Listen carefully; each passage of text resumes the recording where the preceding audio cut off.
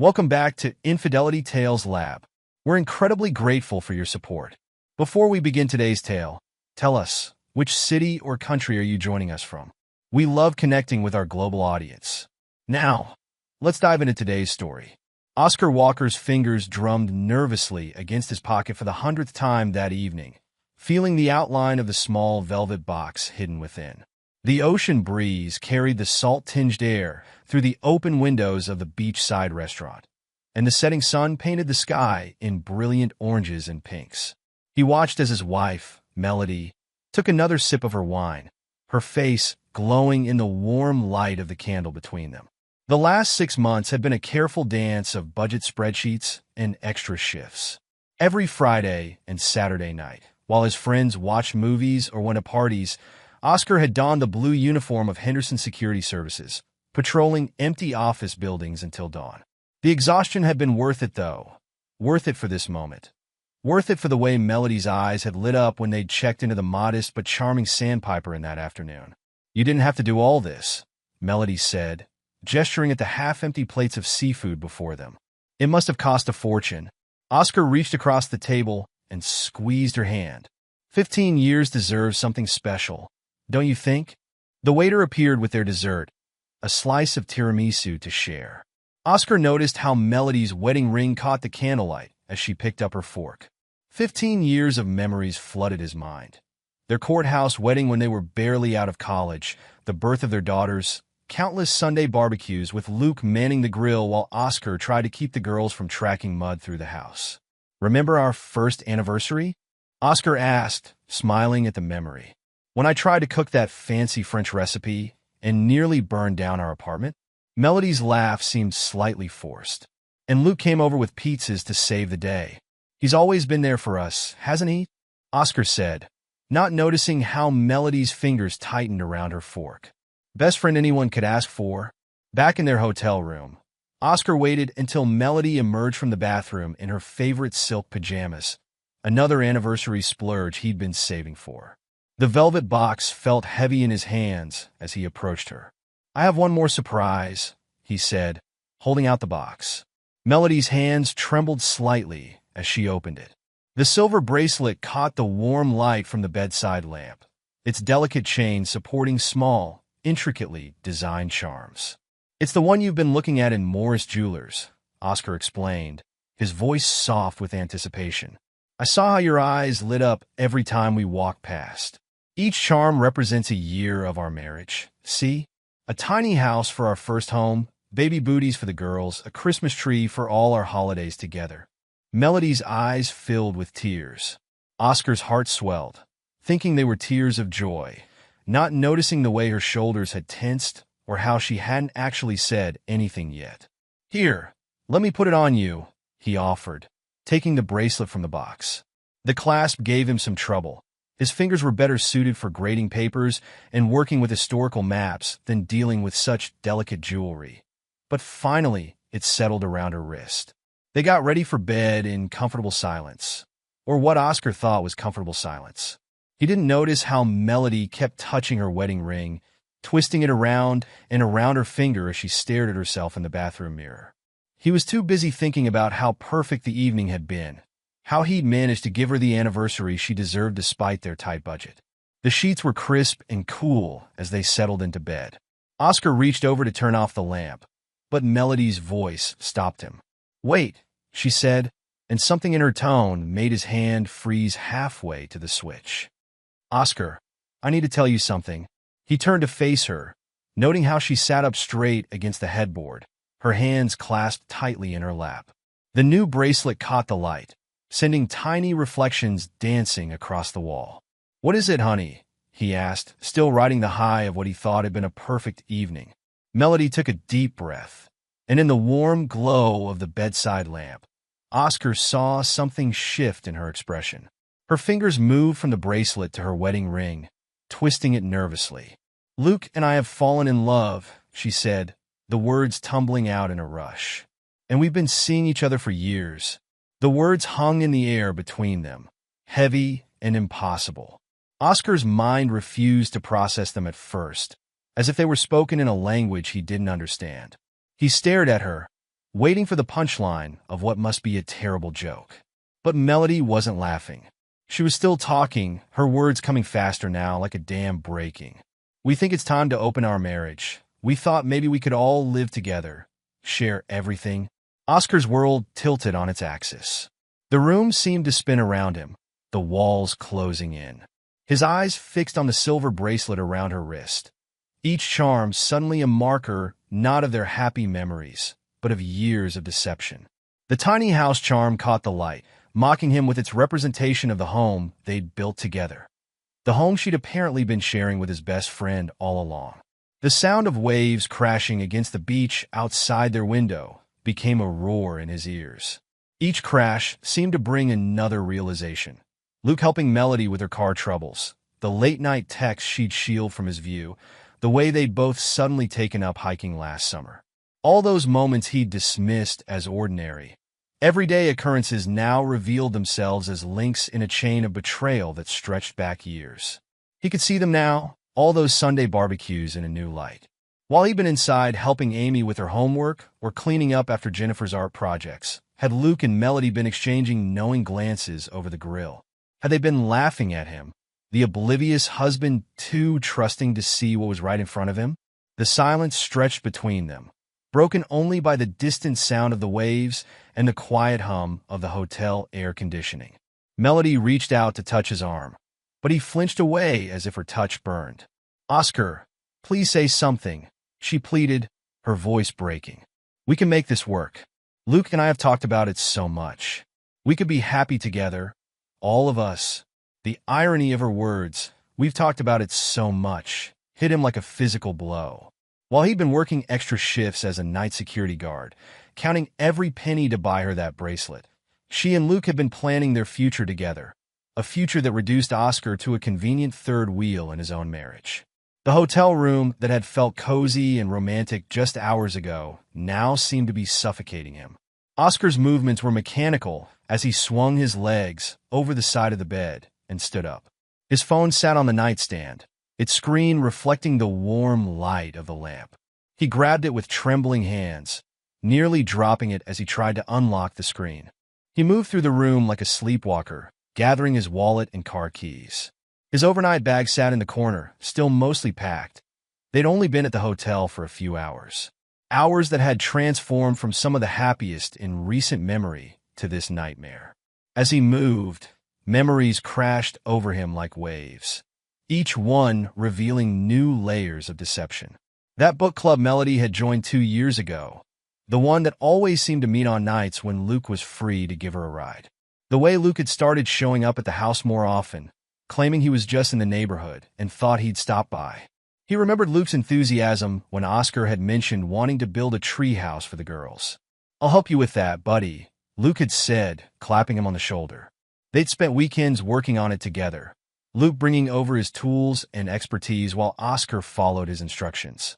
Had Luke been laughing at him then, planning his next rendezvous with Melody while they hammered nails and sawed boards together? The texts, God, the texts. How many times had he noticed Melody quickly turning her phone away when he walked into the room? She'd always said she was just catching up with friends or checking work emails. He'd never questioned it, never wanted to be the kind of husband who snooped or doubted. Trust, he'd always believed, was the foundation of their marriage. "Oscar, please," Melody's voice broke through his thoughts.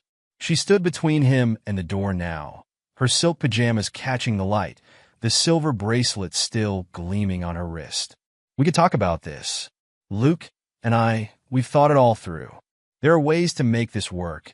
If you'll just listen." The fact that she was still wearing his anniversary gift, still trying to sell him on this idea of sharing their marriage with Luke, made bile rise in his throat. Without a word, he stepped around her and walked out the door. The hallway carpet muffled his footsteps as he made his way to the elevator, leaving behind the sound of Melody calling his name. The night air hit him like a slap when he stepped outside. The same ocean breeze that had seemed so romantic earlier now felt cold and harsh against his face. His car sat in the hotel parking lot, the old Honda that Luke had been servicing for years. How many of those repairs had been necessary? How many had been excuses for Luke and Melody to meet? His phone buzzed in his pocket, Dora responding to his text. Of course. I'm home. Are you okay? He couldn't bring himself to answer that question yet. Instead, he got into his car and started the engine. The familiar rumble, maintained so carefully by his betrayer, filled the silence. As he pulled out of the parking lot, he caught a glimpse of Melody standing on their hotel room balcony, watching him leave. The sight of her diminishing figure in his rearview mirror felt like watching 15 years of his life fade away into darkness. Dora Freeman's apartment building loomed ahead, a modest three-story complex on the outskirts of town.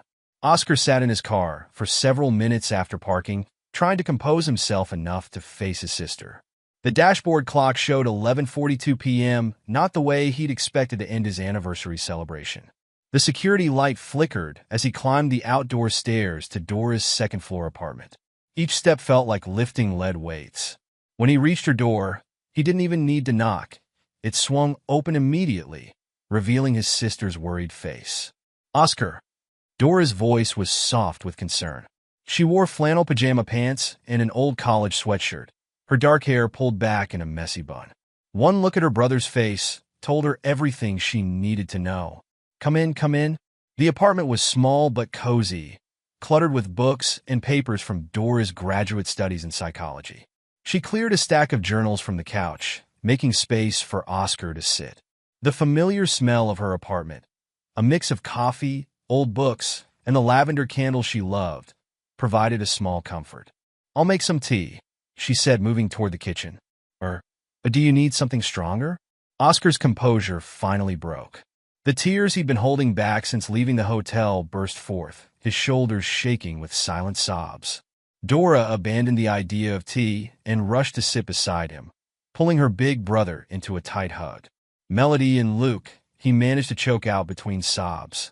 They've been, Shoo," Dora soothed, rubbing circles on his back like their mother used to do when they were kids. "Take your time." Through his tears, Oscar told her everything. The perfect anniversary dinner, the bracelet he'd saved for months to buy, Melody's devastating confession.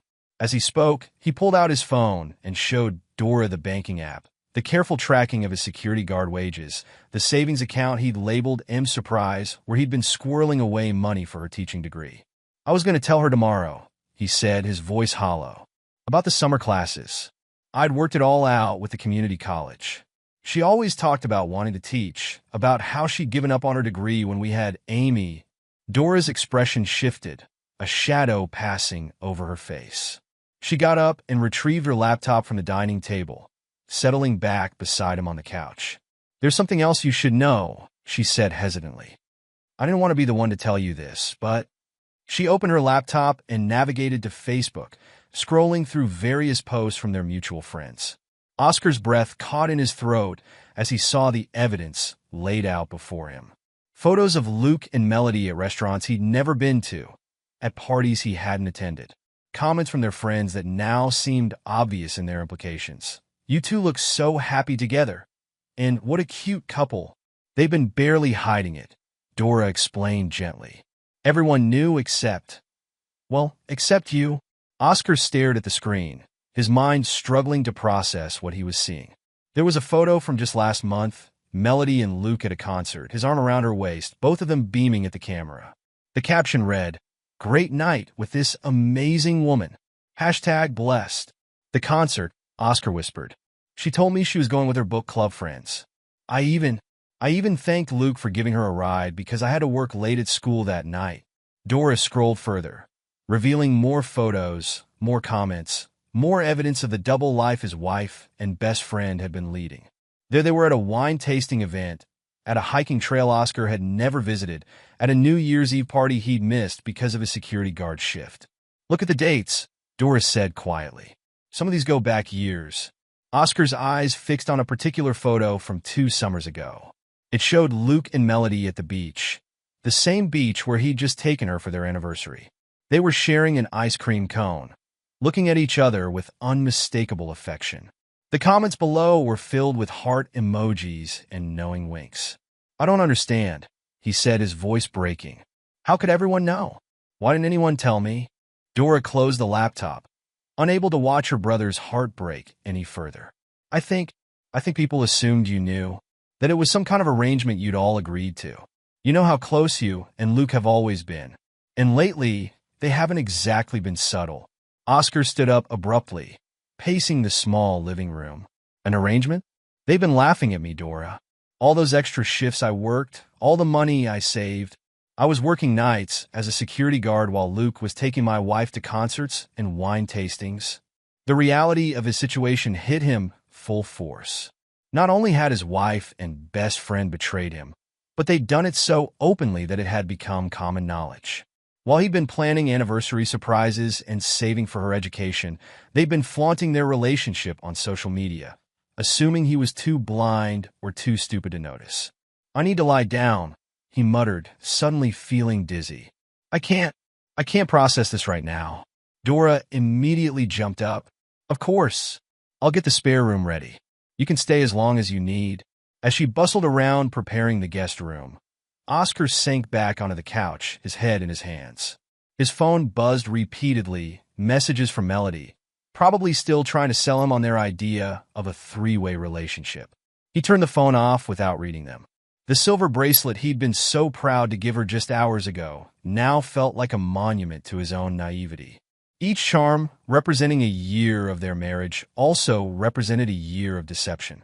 15 years of memories, tarnished in a single evening.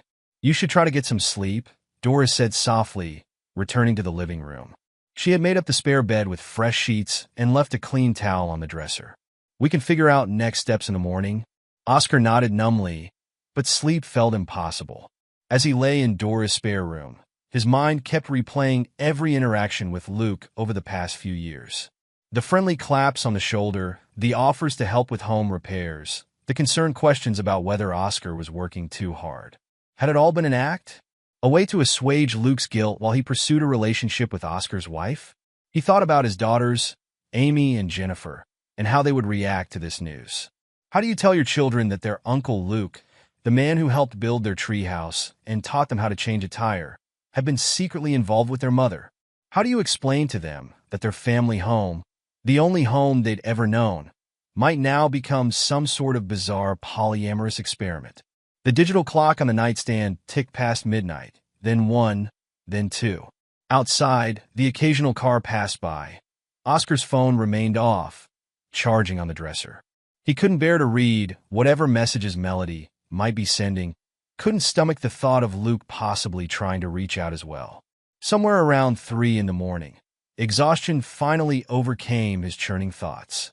As he drifted into an uneasy sleep, his last conscious thought was of the security guard uniform hanging in his closet at home. The uniform he'd worn for countless extra shifts, saving money for a woman who'd been planning to reshape their marriage without his consent.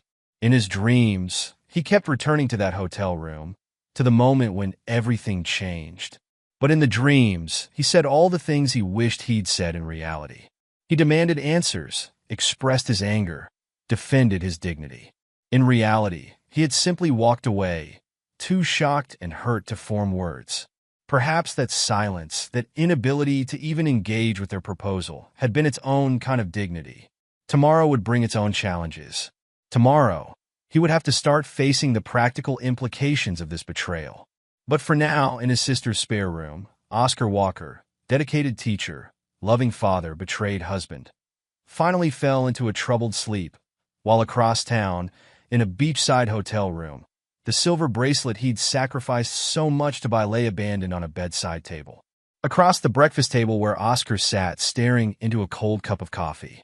He hadn't slept more than an hour or two, and his phone screen showed 17 missed calls from Melody and 5 from Luke. The messages he couldn't bring himself to read numbered in the dozens. "You need to go home eventually," Doris said gently, setting a plate of untouched toast aside. "At least to get some clothes and talk to the girls."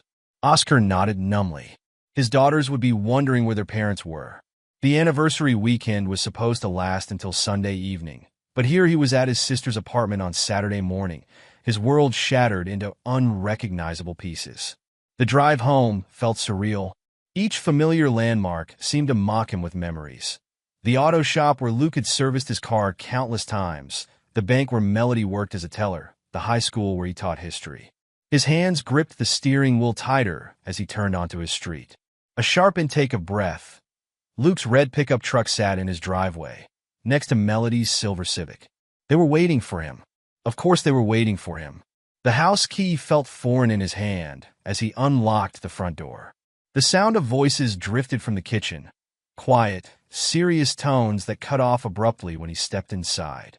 The hardwood floors creaked beneath his feet as he moved through the living room, past family photos that now felt like exhibits in a museum of lies. Oscar stopped dead in the kitchen doorway. Luke and Melody sat at his kitchen table, with a laptop open between them and several printed documents spread across the surface. A PowerPoint presentation glowed on the screen, its title slide reading, "Building Our Future Together, a Proposal for Ethical Non-Monogamy." Oscar. Luke stood up, his face a mixture of concern and determination. He looked exactly the same as he had at their last barbecue 2 weeks ago, when he'd helped Oscar clean the grill and talked about planning a fishing trip. "Thank you for coming home. We need to talk about this rationally." Melody's hands were clasped tightly around a coffee mug, the one Oscar had bought her last Christmas, with "World's Best Mom" printed on the side. "Please, just sit down and listen. We put a lot of thought into this." Oscar remained standing in the doorway, his voice barely above a whisper. "Where are the girls?" "At my mother's," Melody replied quickly. We thought it would be better to have this conversation privately." Luke cleared his throat and gestured to the laptop. "We've prepared a presentation. It explains everything, how this could work, the benefits for everyone involved. There's research showing that polyamorous households can be just as stable as traditional ones, sometimes even more so." Oscar's eyes moved from the laptop to the papers scattered across the table. Financial documents caught his attention, mortgage statements, bank records. His stomach churned as he picked up one of the papers. "What is this?" he asked, though the letterhead from First Regional Bank made it clear enough. Melody shifted in her chair. "Luke's business has been doing really well. He can help with the mortgage. We thought, with 3 incomes, we could actually upgrade some things around the house. Maybe finally finish the basement renovation you've been talking about. We can make this work," Luke added, clicking to the next slide, which showed a proposed schedule, detailed blocks of time labeled family dinner, Oscar and kids, Melody and Luke date night, Oscar and Melody time. "Look, we've mapped everything out. Equal time, equal respect. The kids would have 3 adults looking out for them instead of just 2. Oscar's hands trembled as he continued scanning the mortgage documents. Something wasn't right. His signature appeared on forms he'd never seen before, dates from weeks ago when he'd been nowhere near a bank. "These forms," he said, his voice growing stronger with dawning understanding. "I never signed these." The kitchen fell silent. Melody's fingers tightened around her coffee mug. Luke's confident posture faltered slightly. "We knew you might need time to adjust to the idea," Melody said carefully.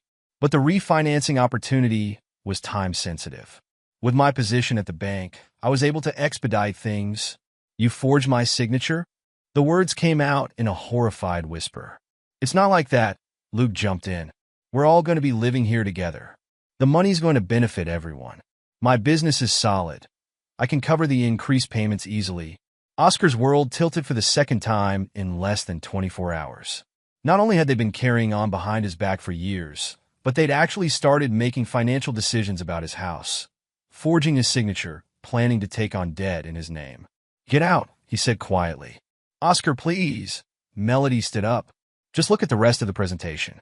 We've thought of everything. We can make this work. Get out." The words exploded from him, echoing off the kitchen walls. "Both of you, get out of my house. And take your PowerPoint presentation about stealing my home with you."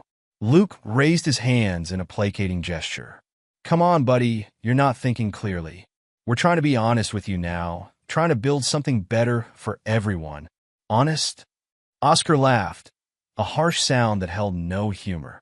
"You want to talk about honesty while you're sitting there with forged mortgage documents? While you're planning to take my home right out from under me?" "It's our home," Melody insisted, tears welling in her eyes. "We're trying to make it better, make it work for everyone. The girls would understand eventually. They love Luke. He's been like a second father to them already." That was the wrong thing to say. Oscar's vision went red around the edges. Luke is their uncle, not their father. I'm their father. I'm the one who's been working 2 jobs to give them everything they need.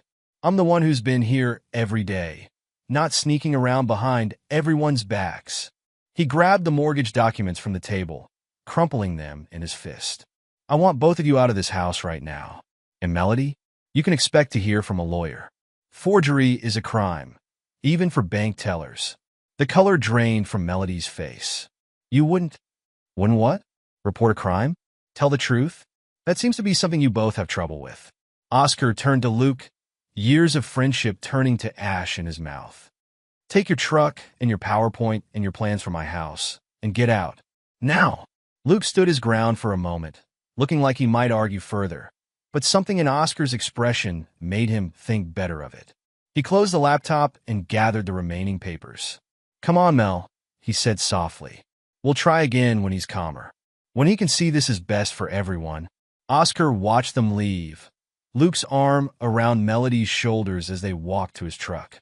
The same arm that had hugged Oscar at countless birthdays and barbecues. The same shoulders that had helped carry furniture when they'd first moved into this house. When their vehicles had disappeared down the street, Oscar sank into a kitchen chair, the crumpled mortgage documents still clutched in his hand.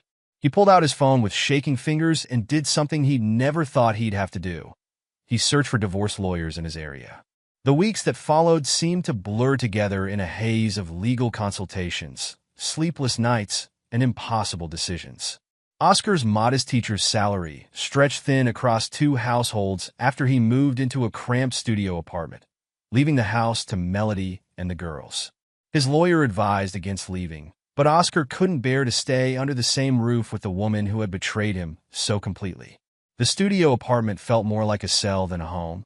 A twin bed occupied one corner, a small desk another, and a kitchenette that barely deserved the name took up one wall. The bathroom was so small he had to step sideways around the toilet to reach the shower. But it was all he could afford after factoring in child support and his mounting legal fees. His students noticed the change in him. The passionate discussions about historical events that had once characterized his classes gave way to subdued lectures and worksheet assignments. Dark circles appeared under his eyes. His shirt showed wrinkles that would have been unthinkable a month ago, and he found himself losing his place in the middle of sentences. The whispers started in the teacher's lounge first. Did you hear about Oscar and Melody? I always thought Luke spent too much time at their house. Those poor girls.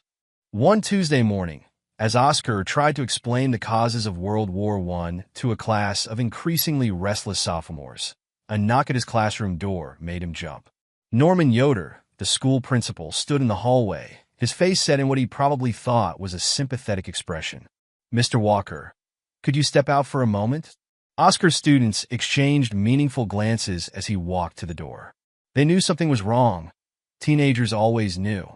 He caught them whispering about his situation more than once, had seen them quickly close social media apps when he walked past. In the hallway, Principal Yoder didn't waste time on pleasantries. Oscar, I've received some concerning feedback about your recent performance. Your last round of student evaluations showed a significant decline. I'm dealing with some personal issues, Oscar said stiffly. It's temporary. Yes, well, Yoder shifted uncomfortably. Several parents have expressed concern about their children's progress in your class, and some of your colleagues have noticed changes in your behavior. Changes? You seem distracted, unprepared. This isn't like you, Oscar. I think it might be wise to schedule a wellness check with our district counselor. Oscar's hands clenched at his sides. I'm fine, Norman. I just need some time to adjust to changes in my personal life. Ah, yes. About that. Yoder glanced around the empty hallway. We try to maintain certain standards of moral conduct among our faculty. The community talks, you understand. Heat rose in Oscar's chest. Moral conduct? My wife and best friend betrayed me, and you're questioning my moral conduct? Now, Yoder raised his hands defensively. No one is judging anyone. But if you need to take some time off, perhaps a leave of absence. I need my job, Oscar said through gritted teeth. My salary barely covers child support and rent as it is. Yoder nodded, though his expression suggested he wasn't really listening. Just think about the counseling, won't you? We need to document that we've taken appropriate steps to address these performance issues. Back in his classroom, Oscar found his students unusually quiet, obviously straining to hear the hallway conversation.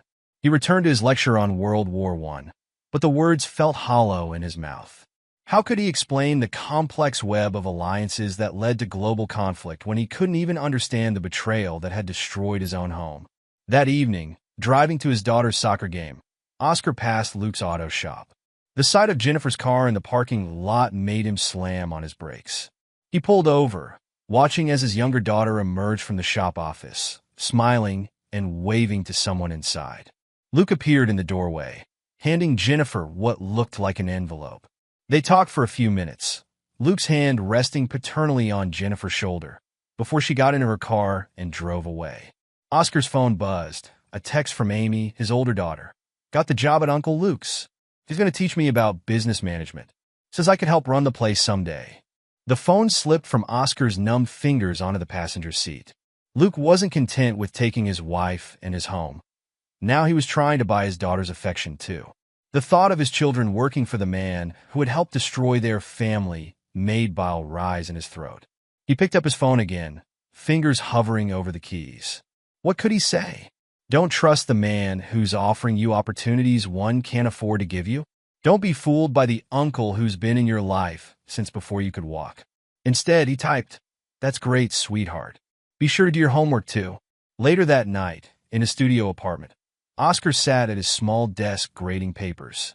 The red marks he made on his students' essays blurred before his eyes, looking too much like the ink that had forged his signature on those mortgage documents. His daughter's latest Instagram post showed her at Luke's shop, posing proudly in a new employee t-shirt. The comments were full of heart emojis and congratulations, including one from Melody. "So proud of you, baby. Uncle Luke is the best." Oscar closed his laptop and walked to the window. From the third floor, he could see the city lights spreading out before him, so different from the quiet suburban view he'd had from his home. Somewhere out there, his daughters were sleeping in their childhood beds, while Luke probably sat at his kitchen table, planning more ways to integrate himself into their lives. The weight of it all, the betrayal, the financial strain, the whispers at work, the slow loss of his children's affection, pressed down on him like a physical force. He hadn't felt this alone since his parents died, and even then, he'd had Luke's shoulder to cry on. The community center circle of folding chairs. Oscar shifted uncomfortably, trying to find a position that didn't make the metal chair dig into his back. He hadn't wanted to come to this support group for betrayed spouses, but his sister Dora had insisted, saying he needed to talk to people who understood what he was going through. Would anyone like to share their story today? The group facilitator's voice was gentle, practiced in handling raw emotions. Oscar kept his eyes fixed on the linoleum floor, studying the scuff marks from years of dragged chairs. He didn't want to share, didn't want to admit how completely he'd been fooled, how thoroughly his life had been dismantled. "I'll go," a woman's voice spoke up from across the circle. "I'm Sally Snyder, and my husband of 12 years left me for my sister." Oscar's head lifted slightly. There was something in her voice, not self-pity, but a controlled anger that resonated with his own feelings. "The worst part wasn't even the affair," Sally continued. She sat straight-backed in her chair, her business attire suggesting she'd come directly from work.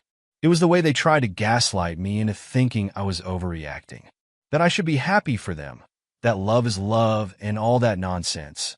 Murmurs of understanding rippled through the group. Oscar found himself nodding along. "But I'm a paralegal," Sally said, a hint of steel entering her voice. "I know my rights, and when I found out they'd been planning to buy a house using my credit behind my back, I made sure they faced consequences." Oscar's attention snapped fully to Sally now. The mortgage documents, Melody's forgery, it all came rushing back. After the meeting, he found himself hanging back as others filed out. Sally was gathering her things, sliding papers into a sleek leather briefcase. "Excuse me," Oscar said, approaching her carefully. "That situation you mentioned with the house." Sally looked up, her professional demeanor softening slightly. "First time at group?" "Yeah, I'm Oscar. And my wife. Well, my soon-to-be ex-wife and my former best friend tried something similar with my house. Let me guess, they had it all planned out? Thought they were doing you a favor by making decisions about your life without your consent. The accuracy of her assessment made Oscar blink. They had a PowerPoint presentation about polyamory and everything. Sally's laugh was sharp, but not unkind. Of course they did. These people always think they can intellectualize their way out of being horrible human beings. She paused, studying him. Want to grab a coffee? I might be able to help you understand your legal options. They found a quiet corner in a nearby diner, where Oscar told her everything. The anniversary revelation, the forged documents, Luke's attempts to buy his daughter's loyalty through job offers. Sally took notes as he spoke, her pen moving quickly across a legal pad. The forgery is serious, she said when he finished, especially since she used her position at the bank to do it. That's not just forgery. It's abuse of her professional position. Oscar wrapped his hands around his coffee mug, seeking warmth. I have copies of the documents, but I don't know where to start. First thing tomorrow, you need to report this to her bank's compliance department, Sally said, writing something on her legal pad. They take this kind of thing very seriously. Then we need to look at your house's current mortgage status and any other financial documents she might have had access to. A man at the next table had been glancing their way throughout the conversation. Now he stood up and approached them, his weathered face creased with concern. Sorry to interrupt, he said, but I couldn't help overhearing about the auto shop owner. I'm Vince McKee, by the way. I was at the support group too, sitting in the back. Oscar nodded, remembering seeing him in the circle. I work for the state's Consumer Protection Office, Vince continued, pulling out a business card. And let's just say your friend Luke's auto shop has been on our radar for a while. Sally's eyebrows rose. What do you mean? Vince glanced around the diner before sliding into their booth. We've had complaints about unusual billing practices, unnecessary repairs, overcharging, but nothing concrete enough to act on. The victims are often elderly or don't know enough about cars to challenge his recommendations. Oscar's mind raced back through years of taking his Honda to Luke's shop. All those repairs that seemed to cost more than expected, the frequent recommendations for additional work. He always said he was giving me the friend discount, Oscar said bitterly. I trusted him completely. That's usually how these things work, Vince said grimly. Trust makes it easy to exploit people. Sally was writing rapidly on her legal pad. Vince, if Luke's business isn't legitimate, that could affect his ability to make good on any financial commitments he's made regarding Oscar's house. Not to mention what it might mean for my daughters, Oscar added, thinking of those job offers that had seemed so generous. They both started working for him recently. The three of them sat in the diner until closing time, discussing possibilities and sharing information.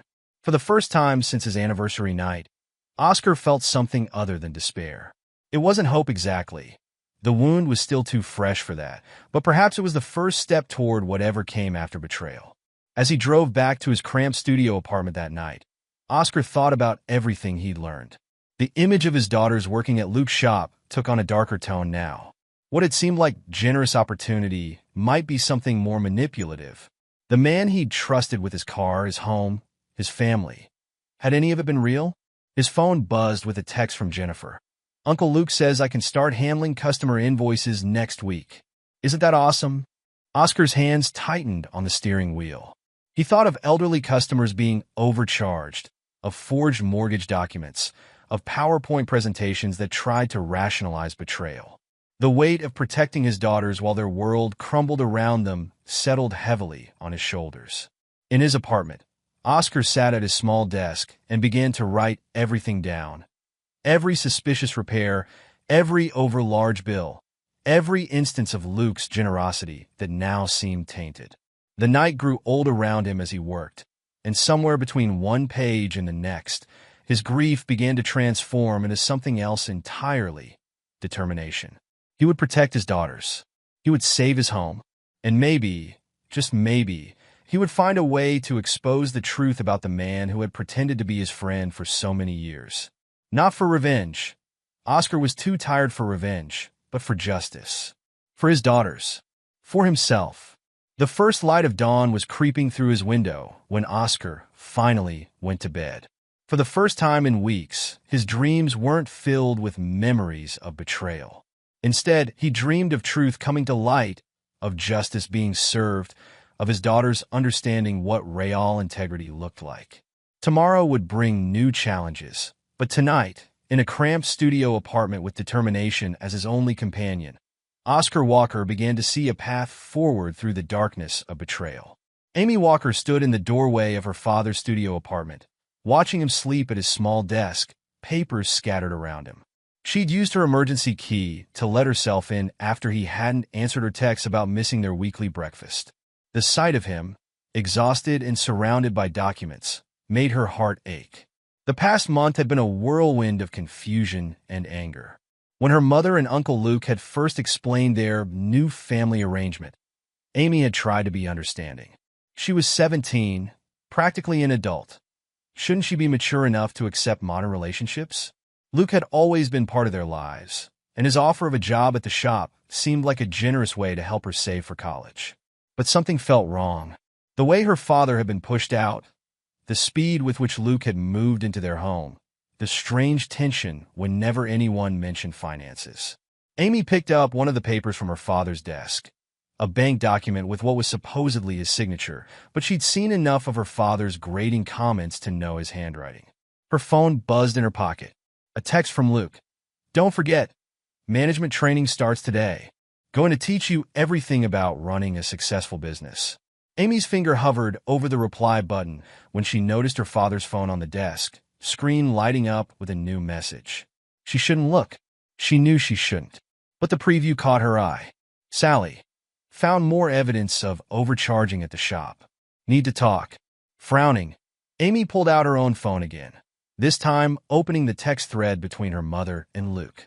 She scrolled back, past the recent messages about living arrangements and household schedules, past the discussions about her father's unreasonable reaction, all the way back 3 years. Her hands began to shake as she read. "Luke, we need to be patient.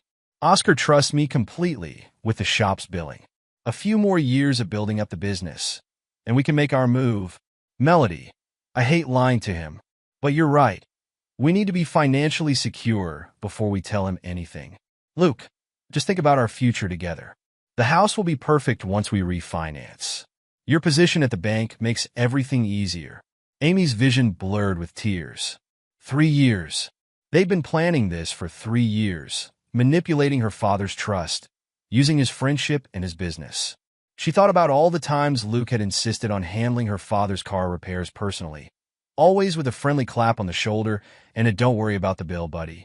Her phone felt heavy in her hand as she opened her recording app. She'd learned about single-party consent laws in her government class. As long as she was part of the conversation, she could legally record it. Taking a deep breath, she typed a response to Luke. "On my way to training. Can't wait to learn everything about the business." Later that afternoon, in Luke's office, Amy sat with her phone, discreetly recording as he explained his special billing practices. "See, the trick is knowing your customer," Luke said, pulling up a spreadsheet. "Some people, like that Mrs. Henderson who came in yesterday, they don't know anything about cars. So when we tell them they need a new transmission fluid flush every 5,000 miles, but don't most manufacturers recommend every 30,000 miles? Amy asked innocently, remembering her father's old car maintenance book. Luke waved his hand dismissively. "That's just a guideline. We're being thorough, protecting our customers, like you protected Dad all those years." The words slipped out before she could stop them. Luke's expression shifted, something cold flickering behind his friendly smile. "Your dad's my best friend," he said carefully. "Everything I did was for the good of this family." "Which family?" Amy's voice trembled slightly. "The one you broke apart, or the one you're trying to force together?" Luke leaned forward, his tone dropping. "Amy, honey, you're too young to understand adult relationships. Your mother and I love each other. We tried to do this the right way, tried to include your father in our vision by forging his signature, by overcharging him for repairs for years." The color drained from Luke's face. "Who told you about?" "Nobody told me." Amy stood up, her phone still recording. "I figured it out myself, and I'm going to make sure everyone else knows too." She walked out his office, her heart pounding, but her steps steady. In her car, she called her father's number with shaking fingers. Oscar's voice was groggy when he answered. "Amy? What's wrong?" "Dad, I found something. A lot of things, actually. And I'm so sorry. I'm so sorry I ever believed them."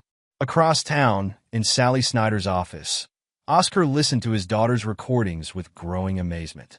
Sally's pen moved quickly across her legal pad, noting times and dates, specific admissions of fraudulent practices.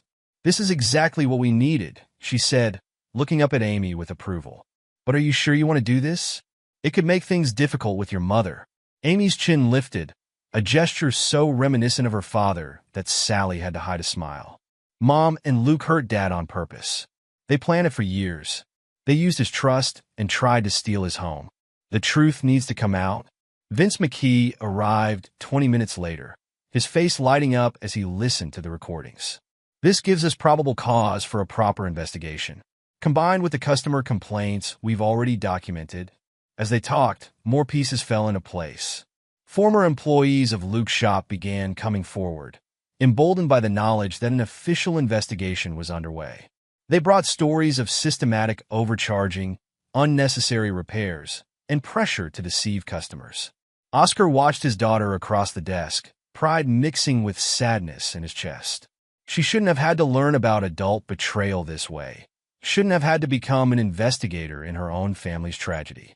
But here she was, turning her pain into purpose, her confusion into clarity. "We need to be strategic about this," Sally said, organizing her notes. "The bank fraud with the mortgage documents, the auto shop's practices, the pattern of deception. It all needs to come out in the right order." Amy pulled out her phone again. "I have more recordings. From the house, from the shop. Luke and Mom, they don't even try to hide their conversations anymore. They think everyone's accepted their version of events." Oscar reached across the desk and squeezed his daughter's hand. For the first time since that devastating anniversary night, he felt something like hope. Not for reconciliation, that bridge had burned beyond repair, but for justice, for truth, for his daughter's faith in right and wrong. The morning edition of the local newspaper landed on doorsteps across town with an audible thud. The headline blazed across the front page: "Trusted local business under investigation. Auto shop owner accused of systematic fraud." Christy Graham's byline led into a meticulously researched article, complete with customer testimonials, financial records, and expert analysis. The veteran reporter had spent weeks verifying every detail, knowing the story would shake their community to its core. In Luke's kitchen, formerly Oscar's kitchen, Melody's coffee cup clattered against its saucer as she read the article aloud. Sources close to the investigation reveal a pattern of fraudulent practices at Graves Auto Repair, including unnecessary services, inflated bills, and targeted exploitation of vulnerable customers. Owner Luke Graves is also implicated in a mortgage fraud scheme involving forged documents and misuse of banking protocols. "They can't prove anything," Luke interrupted, pacing the kitchen floor. But his face had gone pale, and his hands wouldn't stop shaking. "It's all circumstantial. No one will believe." The doorbell's chime cut him off. Through the window, they could see a news van parking across the street. Meanwhile, at First Regional Bank, Melody's supervisor, Johanna McFarland, sat grim-faced behind her desk, the morning paper spread out beside an open personnel file. "This is very serious, Melody," Johanna said, her tone professionally neutral despite the disappointment in her eyes. "Using your position here to facilitate mortgage fraud. I don't have any choice in this matter." "It wasn't fraud," Melody protested weakly. "We were going to make the payments. We just needed to speed up the process." "By forging your husband's signature? By circumventing bank protocols?" Johanna shook her head. "The compliance department is launching a full investigation. Until that's complete, I have to terminate your employment, effective immediately." Across town, Oscar sat in his classroom, teaching about the Civil War while his phone buzzed continuously in his desk drawer. His students whispered among themselves, sneaking glances at their own phones despite the usual ban on devices during class. Mr. Walker, one brave soul, finally raised his hand. "Is it true? About your wife and Mr. Graves?" Oscar looked at his students' faces, some concerned, some curious, all waiting to see how their teacher would handle this public exposure of his private pain. Sometimes, he said carefully, the most important lessons in life aren't found in history books. They're about integrity, about standing up for what's right even when it's difficult. The classroom fell silent, absorbing his words. In the back row, Amy sat with her head held high, her father's quiet dignity reflecting in her own bearing. The story exploded across social media. Former customers of Graves Auto Repair began sharing their experiences. He charged my elderly mother $800 for a repair she didn't need. Always said my car needed expensive work, but when I took it elsewhere, they found nothing wrong. Can't believe we trusted him for so long. Luke's business insurance company called next, their tone clipped and professional as they explained the termination of his coverage due to fraudulent practices. Without insurance, he couldn't legally operate the repair shop. The bank's investigation into Melody's actions moved swiftly. Years of working as a teller had made her overconfident, leaving a clear trail of irregularities in her handling of the mortgage documents. Each revelation brought new consequences, new layers of deception exposed to public view. Former employees came forward, their stories adding detail and depth to the investigation. They spoke of pressure to perform unnecessary repairs, of being taught to target certain customers for extra services, of the gnawing guilt that had finally driven them to speak up. Mr. Graves always said we were just being thorough, one former mechanic told investigators. But we knew what we were doing wasn't right. When we saw the newspaper article, it gave us the courage to come forward. The community's reaction surprised Oscar. Instead of the whispers and judgment he'd feared, he found support. Parents of his students sent emails of encouragement. Colleagues who had once avoided eye contact now stopped to express their admiration for how he'd handled the situation. You taught us all something about grace under pressure, Norman Yoder told him, the principal's earlier concerns about moral conduct forgotten in light of the truth. But the hardest moments came at home. Jennifer, his younger daughter, struggled to reconcile the Uncle Luke she'd known with the man revealed in the investigation. He taught me to change a tire, she said one evening, sitting in Oscar's small apartment. He helped build my treehouse. How could he be lying the whole time? Sometimes people we trust can fool us, Oscar replied gently. It doesn't mean we were wrong to trust. It means they were wrong to abuse that trust. Amy, who had initially struggled with her role in exposing the truth, found her voice growing stronger. She began speaking up in her government class about ethics and justice, her personal experience lending weight to her words. The newspaper articles continued, each one revealing new aspects of the deception. Christy Graham's reporting was thorough and unflinching, but never sensational. She focused on the facts, the pattern of fraud at the auto shop, the mortgage scheme, the calculated betrayal of trust. The county courthouse stood solid and imposing against the autumn sky as Oscar walked up its stone steps, Sally Snyder beside him, John Strickland, his divorce attorney, a few paces ahead. Inside, the polished floors echoed with their footsteps as they made their way to courtroom 3. The divorce proceedings had taken on new urgency in light of the criminal investigations into both Melody and Luke. John had built a strong case, using the evidence of forgery and fraud to argue for Oscar's right to the house and primary custody of the girls. All rise, the bailiff called as Judge Weatherby entered the courtroom. Oscar's eyes met Melody's briefly across the room. She sat with her own attorney, her usually impeccable appearance showing signs of strain. The loss of her banking job and the pending criminal charges had taken their toll. The evidence mounted steadily throughout the hearing. Amy's recordings played in the hushed courtroom, Luke's voice casual and unguarded as he discussed exploiting Oscar's trust. Financial records showed years of systematic overcharging at the auto shop. The forged mortgage documents displayed Melody's clear attempt to steal Oscar's home through fraud. Your Honor, John Strickland argued, his voice steady and confident, we have demonstrated a clear pattern of deception and financial malfeasance. Mr. Walker's wife and her paramour didn't simply engage in infidelity. They orchestrated a years-long campaign to exploit his trust and ultimately attempt to defraud him of his home. The judge's questions were pointed and precise. She paid particular attention to Amy's recordings, noting that they had been legally obtained in their single consent state. The evidence of premeditation is particularly troubling, Judge Weatherby noted, reviewing the text messages Amy had discovered. This was not a case of a relationship that developed naturally and led to poor choices. This was a calculated plan to deceive and defraud. When the ruling came, it was decisive. Oscar would retain the house and primary custody of both daughters. Melody's attempts to claim half the property value were dismissed in light of her fraudulent actions with the mortgage documents. Outside the courthouse, Oscar hugged his daughters close. Amy's strength throughout the proceedings had amazed him. Her clear testimony about discovering the deception, her carefully documented evidence, her unwavering commitment to the truth. "I'm proud of you," he whispered. "Both of you. I know how hard this has been." Jennifer wiped tears from her eyes. "I still can't believe, Uncle Luke, that it was all a lie." "Not all of it," Oscar said gently. "The love in our family, between us, that was real, still is real." Sally touched his arm gently. "The criminal proceedings will take longer, but this was a big step. You got your home back, your daughters, your life." The implications of the divorce ruling rippled outward.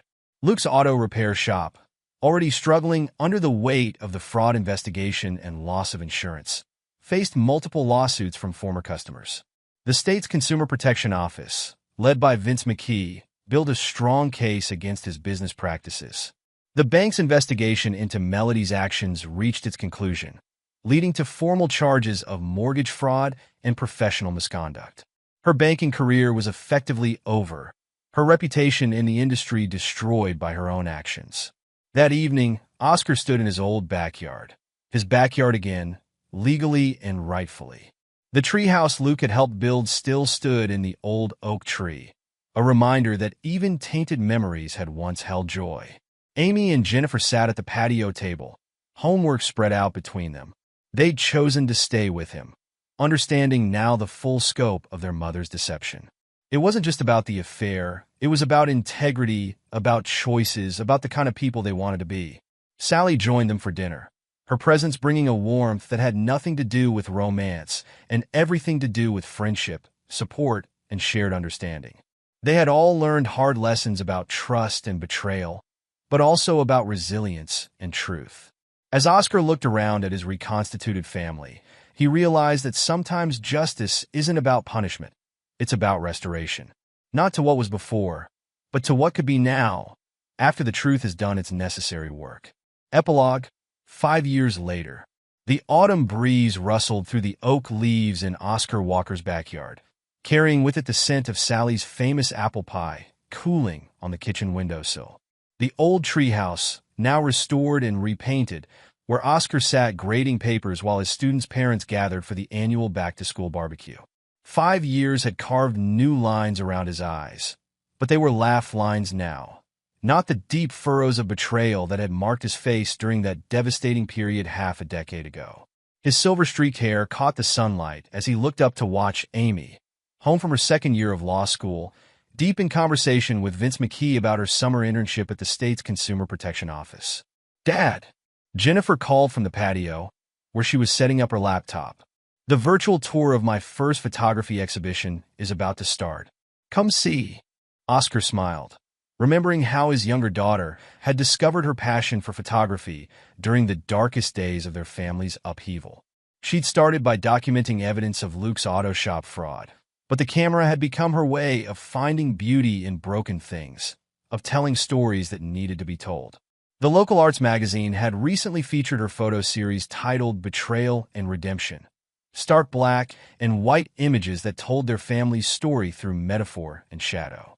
The exhibition was her first solo show, hosted by a prestigious gallery in the city where she now attended college. Sally emerged from the house, carrying fresh drinks for their guests, her engagement ring catching the light. They'd taken their time building their relationship, both wounded by past betrayals, both understanding the value of trust earned slowly and kept carefully. Their wedding was planned for spring, a small ceremony in this very backyard where their story had truly begun. "Oscar," Norman Yoder called from near the grill, "the superintendent was just telling me about your nomination for Teacher of the Year." the way you've helped students deal with their own family challenges. It's remarkable. The support group Oscar had started for students dealing with difficult family situations had grown into a district-wide program. His own experience had taught him that sometimes the most important lessons weren't found in textbooks, and his classroom had become a place where history and humanity intertwined. Dora, who had recently completed her PhD in psychology, often collaborated with him on the program. Her dissertation on trust, betrayal, and recovery in family systems had been inspired by watching her brother's journey from devastation to renewal. News of Melody and Luke's current circumstances arrived sporadically through the small-town grapevine. After the criminal charges for fraud and forgery, they'd moved to Arizona, their dreams of a polyamorous paradise shattered by consequences. Luke's attempt to open another auto shop there had failed when background checks revealed his history. He now worked as a low-level employee at a corporate chain garage, his entrepreneurial ambitions buried under the weight of his past actions. Melody had faced her own struggles. The forgery conviction had made it impossible to work in banking or finance. Last anyone heard, she was working as a retail clerk, her carefully maintained image of suburban success replaced by the harsh reality of starting over in middle age with a criminal record. Their hasty marriage, performed at a Las Vegas chapel shortly after leaving town, had already ended in divorce. The stress of financial difficulties, mutual blame, and the constant shadow of their past actions had proven too much for their relationship to bear. As Amy had observed during one of her rare conversations with her mother, a foundation built on lies will always crack under pressure. The auto shop that had been the center of so much deception had found redemption under new ownership. Luke's former manager, Mike Chun, had bought it at auction and transformed it into one of the most trusted repair businesses in the region. His strict ethical policies and transparent pricing were direct responses to the previous owner's fraud, and he'd even hired Jennifer to design the shop's new marketing materials, an act of poetic justice that hadn't been lost on anyone. The civil suits from Luke's former customers had finally been settled, though the repayment plan would follow him for decades. Some of the elderly victims had passed away before seeing justice, but their families had made sure their stories were heard.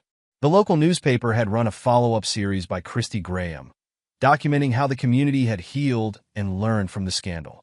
Oscar's phone buzzed, a text from his divorce attorney, John Strickland, who had become a friend over the years. Just handled another case inspired by yours. Client found strength in your story. Grabbing lunch next week? These messages didn't hurt anymore. The silver bracelet that had once symbolized 15 years of lies had been sold. The money split between his daughter's college funds. Amy's law school tuition and Jennifer's photography equipment were fitting uses for funds that had once represented such pain. The sound of laughter drew Oscar's attention back to his backyard. Amy was showing Sally her new engagement ring. She and her longtime boyfriend, a fellow law student she'd met during a consumer protection seminar, had just announced their own plans to marry. The irony wasn't lost on anyone that Amy had found her calling and her future husband through the very case that had nearly destroyed her family. Vince McKee, now the head of the state's Consumer Protection Office, raised his glass in a toast. The investigation that had brought justice to Oscar's family had led to broader reforms in auto repair industry oversight. Amy's summer internship at his office had turned into a mission.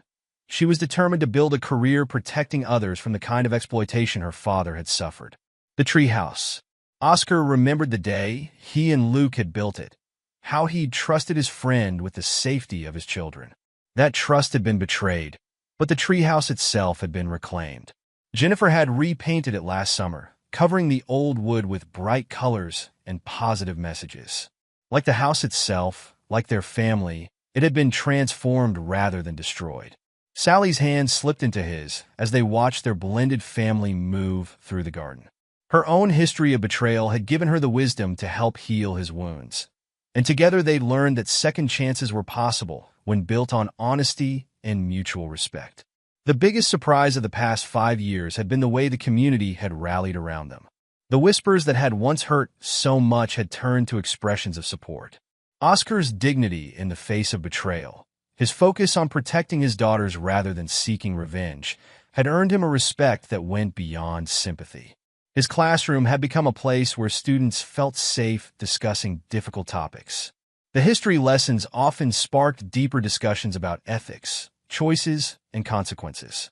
Oscar had found that his personal experience added weight to these conversations, though he never shared the specific details of his story.